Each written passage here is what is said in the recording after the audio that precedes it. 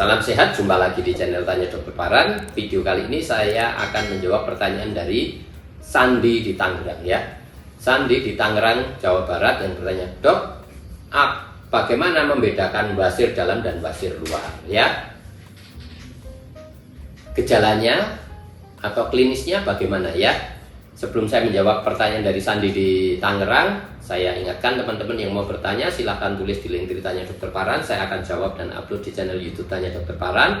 Dan yang mau mengikuti konsultasi langsung bersama saya, ikuti Insight by Dokter Paran setiap Rabu jam 10 pagi. Undangan ada di Instagram Tanya Dokter Paran 1-2 hari sebelumnya saya upload ya. Kembali kepada Sandi di Tangerang.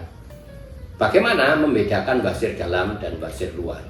Yang pertama, basir dalam itu lokasinya di dalam ya, yang kemudian lama-lama akan keluar tergantung derajatnya. Kita tahu yang namanya basir dalam itu ada derajatnya 1, 2, 3, dan 4. Basir dalam derajat 1 hanya berdarah, gatal, perih ya. Kemudian derajat 2 kalau BAB keluar benjolan dan masuk lagi. Secara spontan sudah BAB selesai. Derajat 3 sudah BAB selesai, benjolan yang keluar harus dimanipulasi, harus didorong ya. Dan derajat 4 sesudah melewati fase derajat 1, 2, 3 tadi, dia di luar nggak bisa dimasukkan.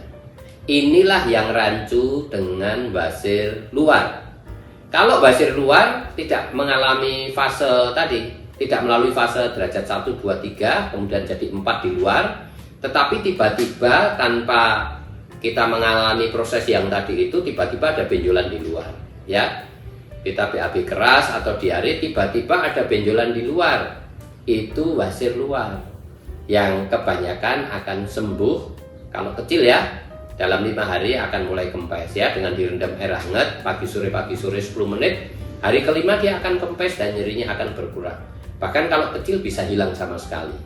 Tetapi ingat, menurut penelitian 50% akan kambuh lagi kalau kita BAB keras atau diare di tempat yang sama.